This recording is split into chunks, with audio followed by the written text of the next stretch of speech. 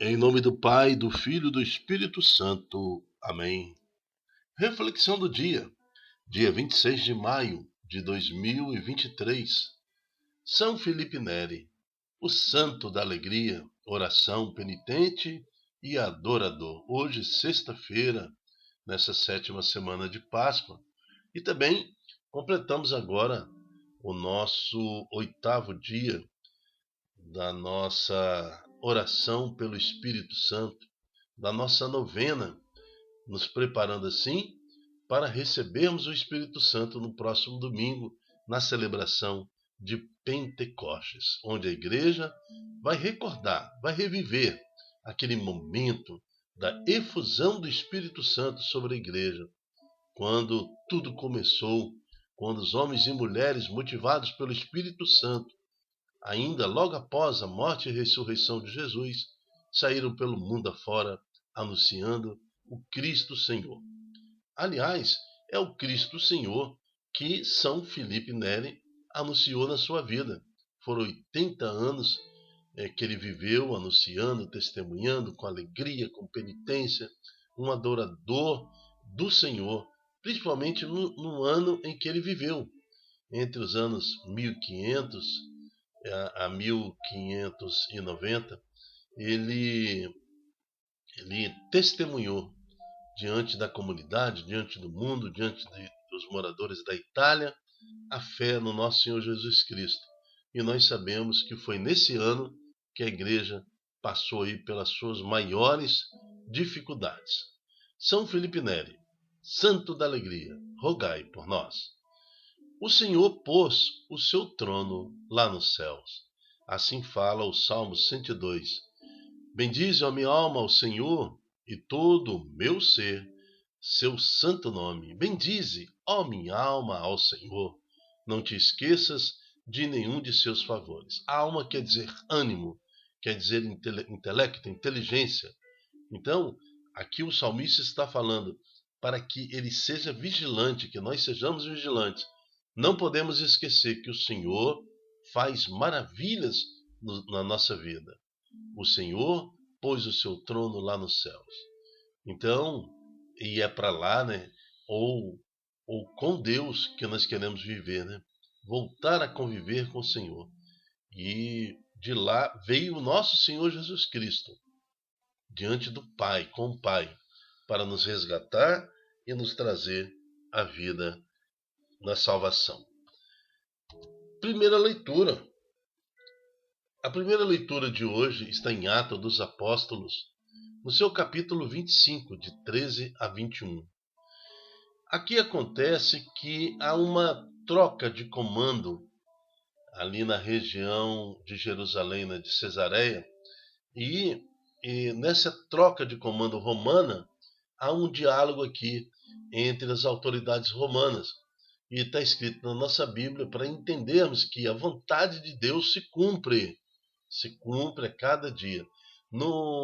Ontem, Deus falava para Paulo, né? Paulo, quero que você seja testemunha em Roma, assim como você me testemunhou em Jerusalém, você vai testemunhar o meu nome, a minha vida em Roma. Então agora a palavra está nos mostrando como tudo isso aconteceu. Naqueles dias, o rei Agripa e Berenice chegaram a Cesareia e foram cumprimentar Festo, onde Paulo lá estava preso. Como ficasse alguns dias, aí Festo expôs ao rei o caso de Paulo, dizendo: está aqui um homem de Félix, que é o cônsul anterior, né, que foi de volta para Roma, e agora o Festo está lá. Tá, mas o Félix deixou como prisioneiro. Quando eu estive em Jerusalém, os sumos sacerdotes, os anciãos dos judeus, apresentaram acusação contra ele e pediram-me que o condenasse. Mas eu não lhes respondi, pois os romanos não costumam entregar um homem antes que o acusado tenha sido confrontado com os acusadores e possa defender-se da acusação. Eles vieram para cá. No dia seguinte, sem demora, sentei-me no tribunal e mandei trazer o homem. Seus acusadores compareceram diante dele, mas não trouxeram nenhuma acusação de crime de que pudesse suspeitar. Tinham somente certas questões sobre sua própria religião e a respeito de um certo Jesus, que já morreu, mas que Paulo afirma que está vivo. Aliás, esse relato aí estão também nos documentos romanos. Então, é questão de história, né? Todas as investigações arqueológicas dão ali cabo de que realmente houve esse registro nos livros romanos. Aí ele continua: eu não sabia o que fazer para averiguar o assunto. Perguntei então ao próprio Paulo se ele preferia ir para Jerusalém para ser julgado lá. Mas Paulo fez uma apelação para que a sua causa fosse reservada ao juízo de Augusto, imperador, porque Paulo era cidadão romano. Então ordenei que ficasse preso até que eu pudesse enviá-lo a César. Veja que nessa construção, nesse diálogo, nesse cenário, cumpre-se aqui aquela profecia que nós estudamos ontem em Atos dos Apóstolos, que o anjo revelara que Paulo seria anunciador em Roma, né? Mesmo revelando todo o seu sofrimento e perseguição, mas que ele seria um profeta em Roma. Palavra do Senhor, graças a Deus. Que possamos também perceber e estar na dimensão da alma alertos para o mover de Deus na nossa vida. Como diz o Salmo 102, bendize, ó minha alma, inteligência, ânimo ao Senhor, e todo o meu ser, seu santo nome. Bendize, ó minha alma, ao Senhor, não te esqueças de nenhum de seus favores.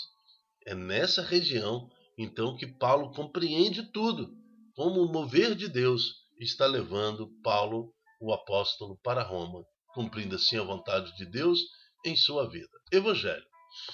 O Evangelho está em João, capítulo 21, de 15 a 19. O Senhor esteja convosco, Ele está no meio de nós. Proclamação do Evangelho de Jesus Cristo segundo João. Glória a vós, Senhor. Jesus manifestou-se a seus discípulos e depois de comerem, perguntou a Simão Pedro. Veja aqui, nós estamos falando com Jesus depois que ele ressuscitou. Ele manifesta-se outra vez a seus discípulos. E depois, na praia, depois de cear, de comer com os discípulos, afasta um pouco Pedro e pergunta: Simão, filho de João, tu me amas mais do que a estes? Pedro respondeu: sim, Senhor, tu sabes que eu te amo. Jesus disse: apacenta meus cordeiros. Jesus falava então ali para o primeiro Papa. Jesus falava para aquele que ele, direcionando, ele estava diante dos demais, mas afastou-se com Pedro, dando a ele esta missão. Disse de novo Jesus a Pedro: Simão, filho de João, tu me amas? Aí Pedro já se assustou, porque pensou: alguma coisa Cristo quer de mim. Pedro disse: sim, sim, Senhor, tu sabes que eu te amo. Jesus disse-lhe: apacenta as minhas ovelhas. Então isso que nós estamos lendo tem na Bíblia de todas as religiões, de todas as igrejas deste mundo. Nós estamos diante de uma confirmação da estrutura de um Papa, dos bispos, da mesma estrutura eclesial que a igreja tem nos dias de hoje. Pela terceira vez, veja, são 3 vezes que Jesus pergunta a Pedro se ele te ama, porque Pedro, o mesmo Papa, o mesmo que o Senhor falou, tu és pedra e sobre essa pedra edificarei minha igreja, o mesmo que agora Jesus, depois de ressuscitado, está lhes confiando à igreja, ele teria negado Jesus 3 vezes antes que o galo cantasse. Lembra disso? E por isso Jesus agora pergunta a terceira vez, pela terceira vez, perguntou a Pedro: Pedro, Simão, filho de João, tu me amas? Pedro entristeceu, ficou triste, porque Jesus perguntou 3 vezes se ele o amava. Mas ele respondeu: Senhor, tu sabes tudo, tu sabes que eu te amo. Jesus disse-lhe: apacenta as minhas ovelhas. Em verdade te digo, quando eras jovem, Pedro, tu te cingias e ias para onde querias. Quando fores velho, estenderás a sua mão e outro te cingirá e te levará para onde não queres ir. Jesus disse isso, significando com que morte Pedro iria glorificar a Deus, e acrescentou: segue-me. Palavra da salvação. Glória a vós, Senhor. Diante deste evangelho, nós devemos agora orar pelo nosso Papa, orar pelos bispos da Santa Igreja, orar pela toda a estrutura eclesial da Igreja, o Santo Magistério, pedindo a Deus que sempre lembre ao Magistério: tu me amas? Apacenta os meus cordeiros. Esta é a missão do clero: apacentar os cordeiros, dirigir os cordeiros, alimentar os cordeiros na palavra, dando direção para Cristo Jesus, direcionando o povo de Deus. Queremos louvar a Deus e bendizer ao Senhor, porque é a mesma igreja, a mesma que em Pentecostes recebe o Espírito Santo. É a mesma igreja reunida com o Senhor Jesus, que logo após a sua ressurreição recebe o sopro do Espírito Santo.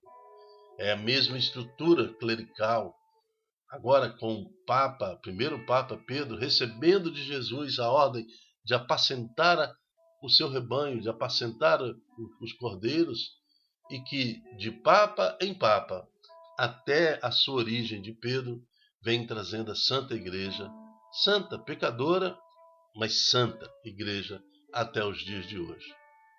Por isso louvamos a Deus e bendizemos, Senhor, por pertencermos à Igreja de Jesus Cristo. Amém. O nosso projeto chama-se Ai de mim se não evangelizar. O sentido da nossa alma, ânimo, intelecto, inteligência só é renovado quando aceitamos e entendemos a presença de Deus no nosso meio.